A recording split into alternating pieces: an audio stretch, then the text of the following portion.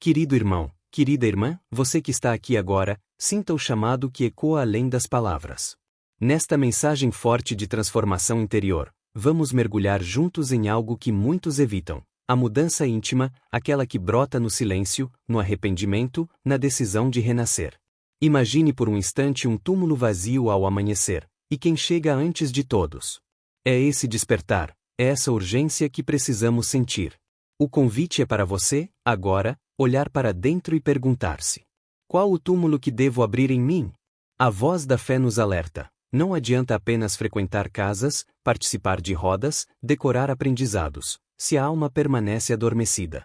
Assim como Madalena tampouco se permitiu esperar, você poderá ser o protagonista da sua libertação.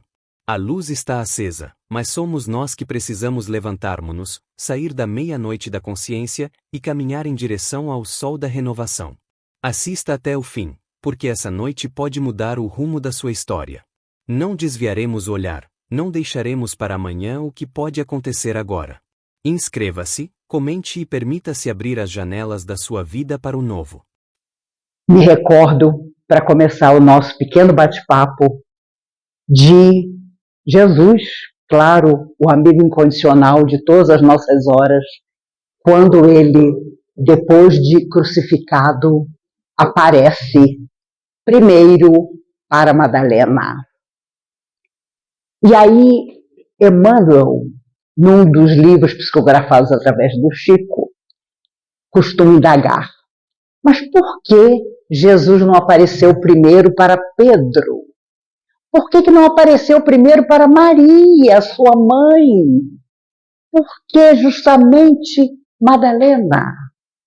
Mas aí cabe a lição que Emmanuel completa na mensagem.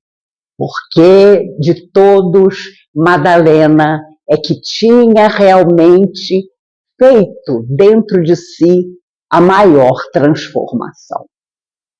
E Jesus queria nos deixar essa mensagem, de que ele procurou por Madalena após o seu retorno para dizer que continuava vivendo, exatamente por isso, para que os discípulos, a começar pelos discípulos, pensassem: mas por que Madalena?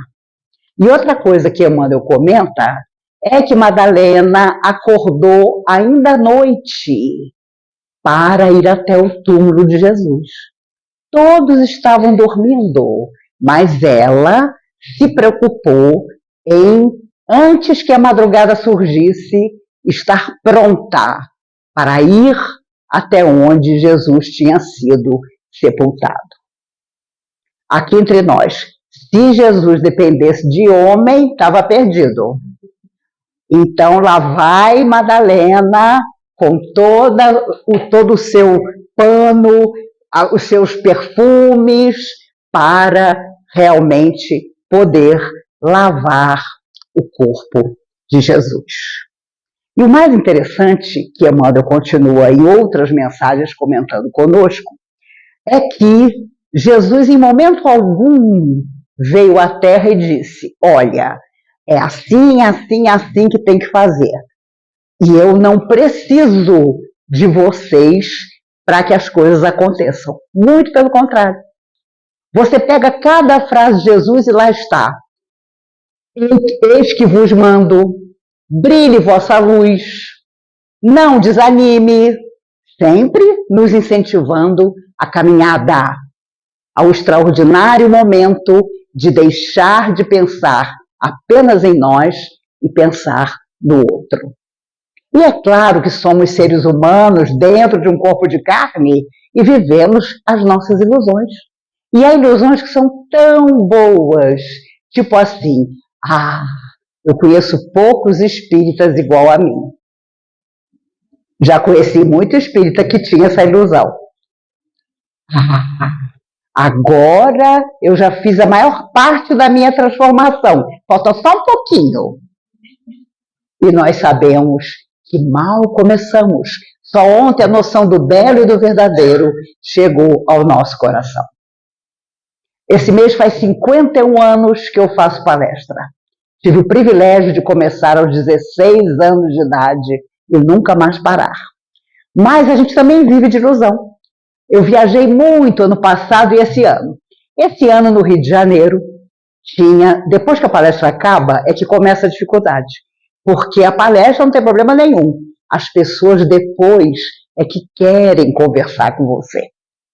Gente, se eu cobrasse R$1 por cada selfie que eu tiro, eu pagava as minhas contas e a de todos vocês. Porque a pessoa quer, não, eu quero que a minha mãe lá no Ceará saiba que eu te encontrei. Mas, numa dessas palestras do Rio de Janeiro, estou eu, com a fila aqui, conversando com as pessoas, vem vindo um homem. Gente, olhos verdes, grisalho, um corpo daqueles, uma camisa branca, moreno como o carioca sabe ser. Ele vem vindo na minha direção. Eu, dando atenção na fila, pensei, é o destino. Esse homem que vem vindo na minha direção é o destino. E com detalhe, eu estava terminando uma palestra no Centro Espírita, na rua onde eu nasci, no Rio de Janeiro. Aí eu vi que tudo se coordenava. Meu Deus, esses espíritos são maravilhosos. Esperaram eu chegar aqui, na rua onde eu nasci, 67 anos depois do meu nascimento, para me trazer o meu destino. E ele vem vindo. Eu já não estava prestando atenção na fila aqui, porque ele vem vindo na minha direção. Falei, gente, é o meu destino. Ele se aproxima, se ajoelhou. Eu falei, pronto, agora é o anel. Eu ainda sou da época do anel. Ainda sou da época de ficar noiva, essas coisas. Ele segurou minha mão. Tudo isso na minha cabeça. Eu fazendo aquele ar assim de que estava com tudo sob controle, mas a cabeça fervilhando. Ele segura minha mão e eu imediatamente dei atenção para ele. Ele vira e diz, Maíse, eu vim te agradecer pelas muitas vezes em que as suas palavras me tiraram dos buracos onde eu me meto. Ali, eu segurei a mãozinha dele que estava na minha, dei 3 tapinhas e falei, oh, meu filho, já virou filho? Porque eu vi que não era o meu destino. E vocês acham que eu tive coragem de perguntar quais eram os buracos? De jeito nenhum. Eu falei, vá com Deus. Eu tenho certeza de que Jesus, no último minuto, sempre te apoia e abençoa. E não era o meu destino. Ia tudo para ser, mas não era. Porque a verdade é que cada um encontra o seu próprio caminho. E ai de nós, se nós resolvemos que o destino do outro, que muitas vezes não quer te ajudar, é o nosso. Quantas vezes a gente quer que a pessoa vá na casa espírita? A gente quer que ela tome passe, que ela faça o tratamento. Ela não quer nada. Ela quer ficar no cantinho dela, porque é um canto conveniente. Ela é a vítima. Ela é a sofredora para quem nada dá certo, ou sofredor. Então ela não vai sair dali, tranquilamente. Tem uma frase no Nordeste, eu andei muito pelas capitais do Nordeste, é um povo extraordinário, de muita sabedoria. Tem uma frase na Paraíba que diz assim, quando o defunto se levanta, o velório acaba. E o que isso significa? Tem gente que quer ser velada o tempo todo. Ah, coitado do fulano, nada dá certo para ele. Coitado, ele tenta tanto, mas nunca consegue. Mas se você se levanta e se você diz, agora eu vou mudar e a minha vida vai ser melhor, quem está te velando vai procurar outra coisa para fazer. Porque também existem aqueles que adoram velar. Querem que você fique daquele jeitinho. Por isso Jesus perguntou: quem dizem que eu sou? E os discípulos começaram: uns dizem que és Elias. E cada um dava a sua opinião do que tinha ouvido a massa falar. E, claro, Pedro afirma: tu és o Filho de Deus vivo. E por isso Jesus diz a ele: eu te louvo porque não foi nem a carne nem o sangue que te fizeram acreditar nisso. E ali ele coloca Pedro como a pedra fundamental daquilo tudo que viria depois para todos eles. Um dia, indignado, Pedro disse a Jesus: meu Deus, falam mentiras, dizem que és ladrão, que somos todos ladrões, contam histórias absurdas sobre nós. E Jesus disse, tranquilo: que importa a ti? Segue-me tu. Ele quis mostrar a Pedro que tudo diriam, e nada daquilo era verdade, mas a verdade era o que cada um faria. E ele afirma: eis que vos mando como ovelhas em meio a lobos. Parece dramática a frase, mas nunca foi tão real.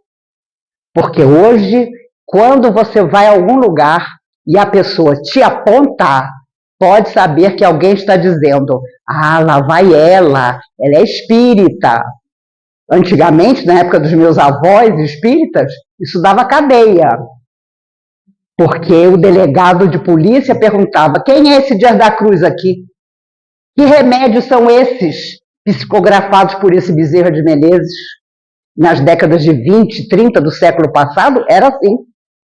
Hoje, se você chega numa festa, as pessoas dizem: aquela lá é espírita.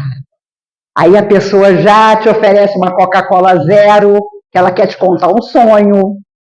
A outra quer te contar que tem uma poltrona na casa que ninguém senta, porque foi do bisavô, e ninguém pode sentar, que começa a passar mal.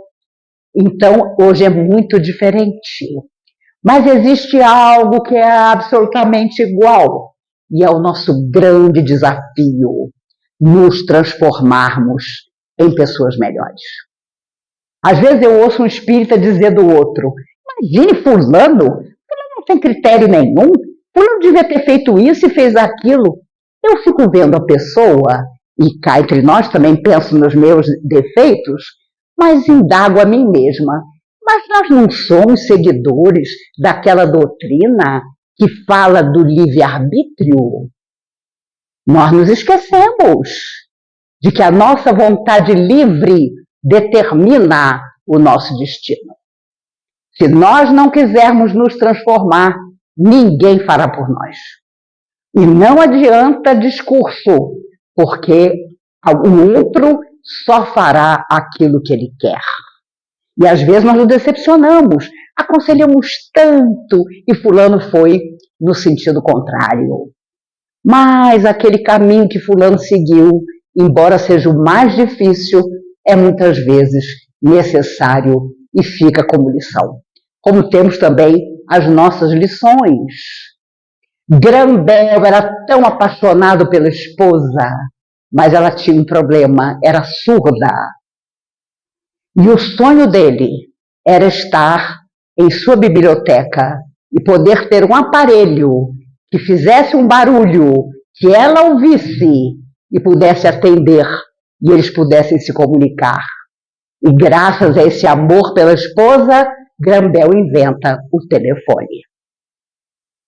Porque os seus sentimentos mais dignos pela mulher fizeram com que ele colocasse tratos à bola e inventasse o telefone.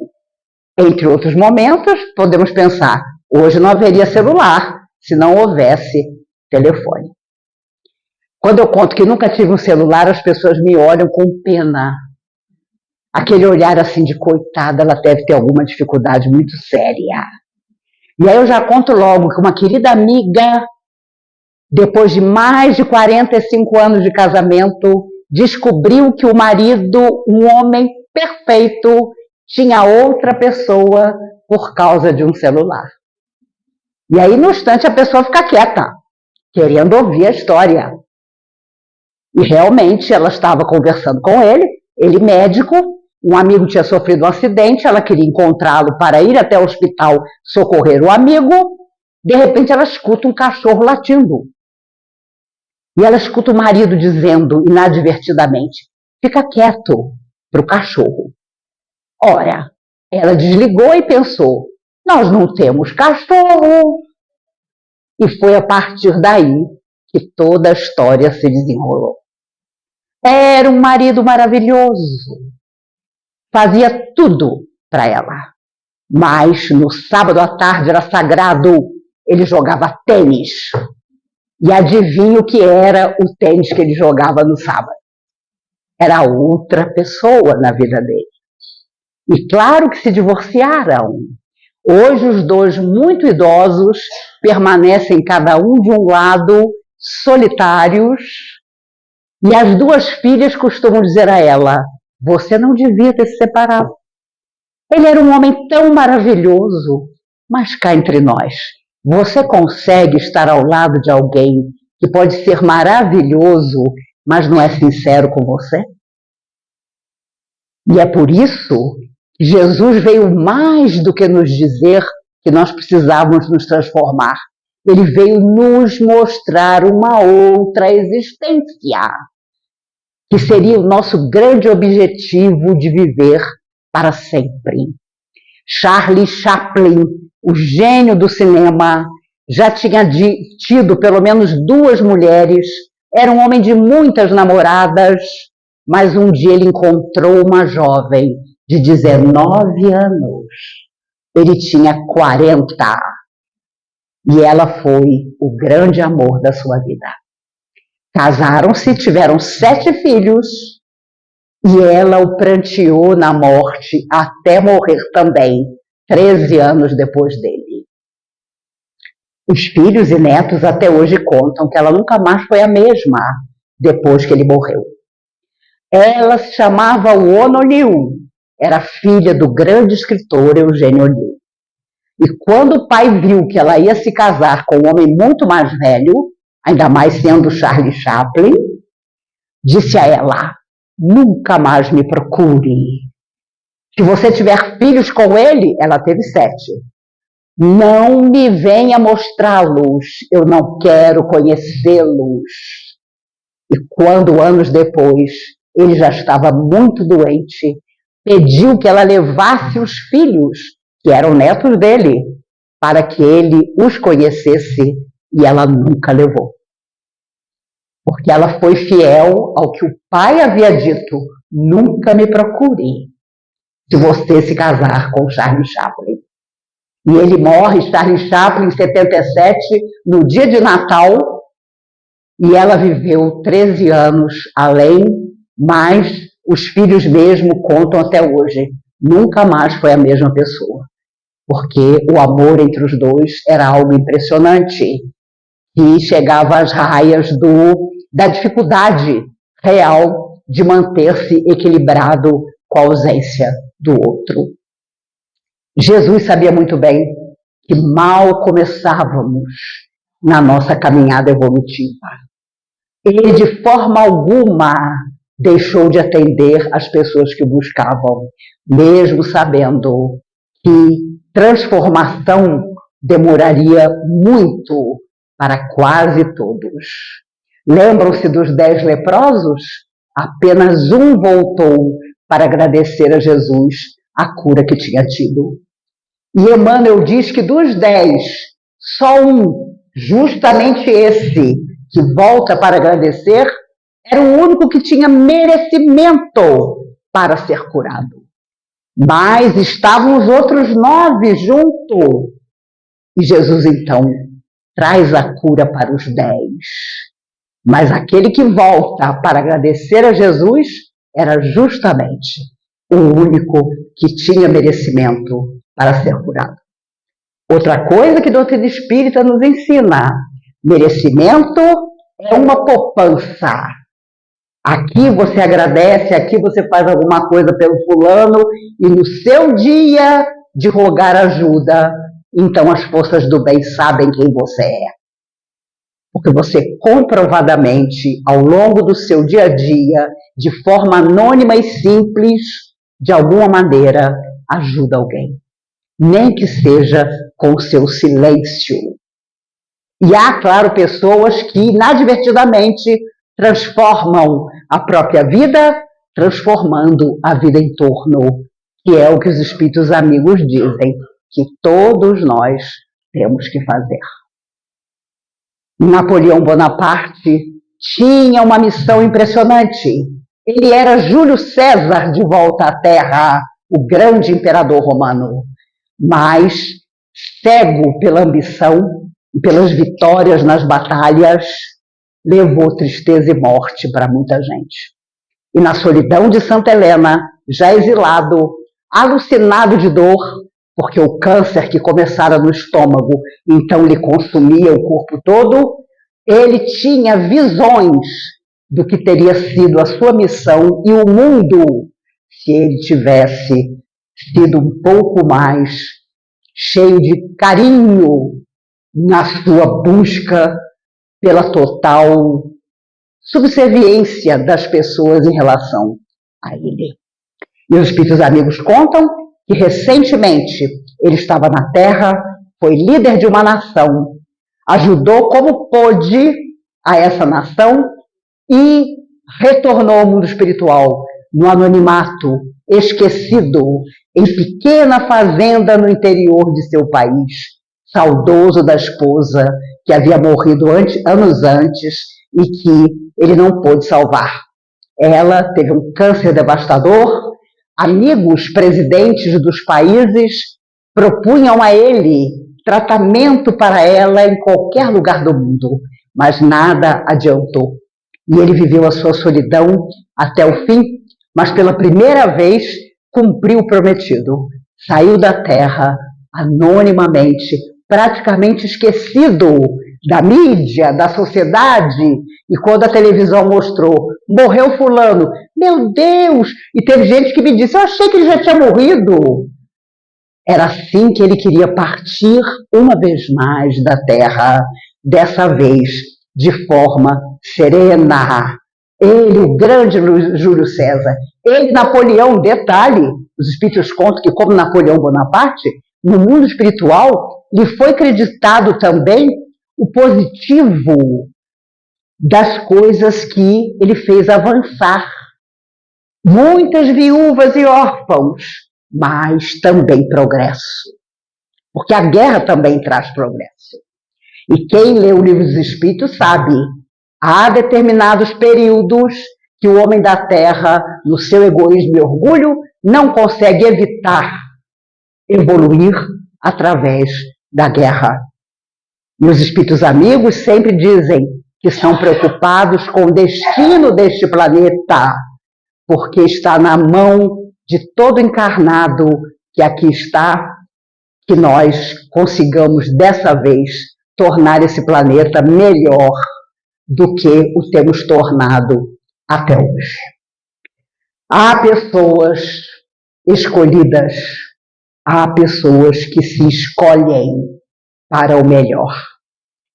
E domingo passado, dia 5 de dezembro, na verdade, último, fez 69 anos que uma jovem negra subiu num ônibus no Alabama, sentou num dos 4 lugares destinados à sua cor de pele, e mais à frente o ônibus parou e 4 homens brancos subiram.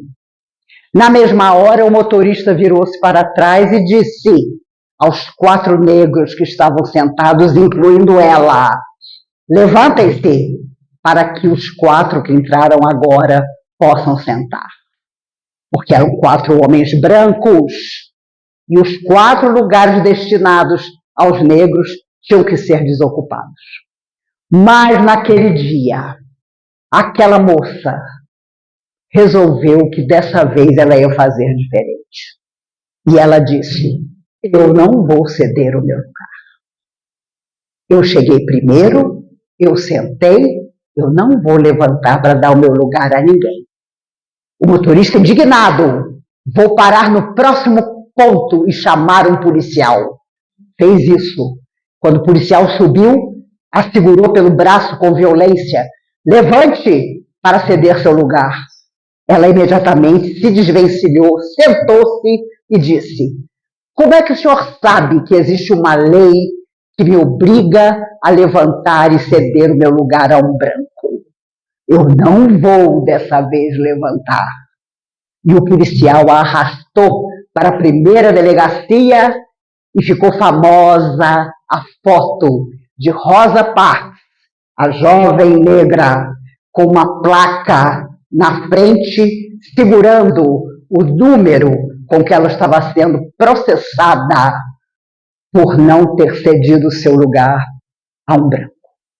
Mas a história, num dia, 2 dias, sem internet, sem nada, apareceu. E durante mais de 700 dias, 700, nenhum negro ou negra subiu num ônibus no estado do Alabama e depois em todos os Estados Unidos. As senhoras brancas ficaram desesperadas, porque o almoço era servido com atraso, porque as empregadas iam a pé de casa até o lugar em que trabalhavam e levavam mais de 2 horas para chegar. E havia um pastor jovem que falava sobre a busca de igualdade desde sempre. Era Martin Luther King, que em 1963, iluminado, diz à multidão em Washington: eu tive um sonho, eu tenho um sonho, que os meus filhos um dia vivam numa terra em que a cor de pele diferente não tenha significado. E Rosa Parks, aquela garota que se recusou a se levantar e ceder o lugar dela, mudou o mundo. Embora, infelizmente, o racismo ainda exista em todos os lugares do mundo. E aqui no Brasil, então, minha Nossa Senhora. Recentemente, uma pessoa me disse: eu não assisto mais novela, porque agora só tem atores pretos trabalhando.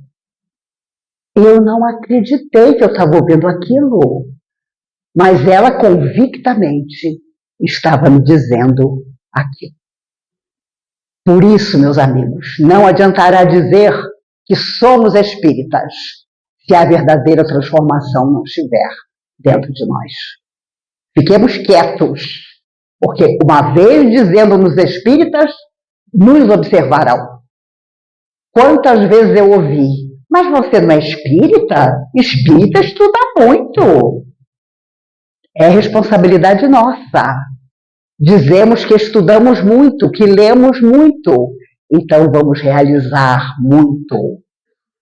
Se algo eu desejo para cada um de nós, encarnado ou desencarnado aqui presente, é que 2025 signifique o ano de transformações necessárias, aquelas que nós sabemos que precisamos fazer. Estamos adiando, não sabemos porquê.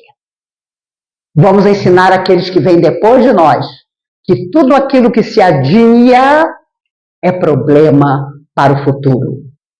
Uma vez Chico Xavier perguntou a Emmanuel qual a frase mais difícil que podemos dizer na Terra, e Emmanuel respondeu: amanhã serei bom. Amanhã serei bom. Porque nós não sabemos se o amanhã será dentro do corpo ou fora dele. Então, desejo demais que todos nós nos transformemos. Tocou meu telefone de casa: mas você viria à Suíça fazer palestra? Vou, deixa eu perder 30 quilos primeiro, para poder comer chocolate. Então, o nosso egoísmo sempre funciona. Imagine se eu vou à Suíça em 2026 e não vou comer chocolate. Mas até lá, 30 quilos a menos. E vocês vão ficar de olho em mim.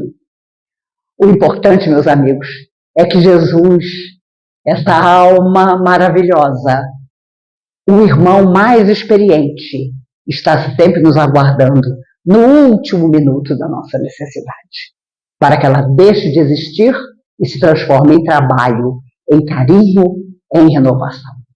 Que Ele nos guarde, que nos abençoe, que na nossa hora mais difícil nós possamos dizer: eu posso, Senhor, eu posso porque confio em Ti.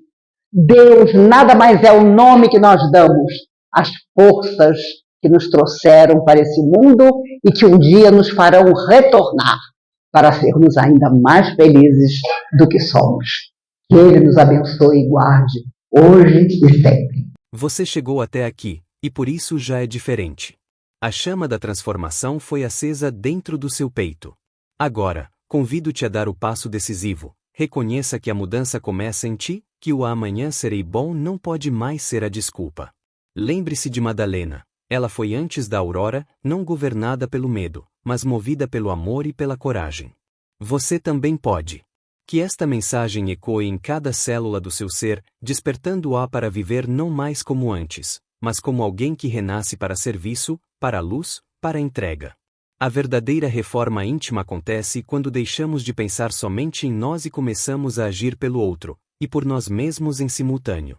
A vida eterna não é promessa distante, é realidade que se opera aqui e agora, quando escolhemos servir, amar, transformar. Se esta ideia tocou seu coração, compartilhe com alguém que precisa ouvir essa palavra. Deixe-nos saber nos comentários o que ficou em seu íntimo. Inscreva-se e siga conosco nessa jornada que vai além das fronteiras do visível.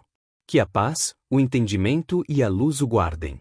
Até breve, venha caminhar lado a lado nessa estrada de novos horizontes.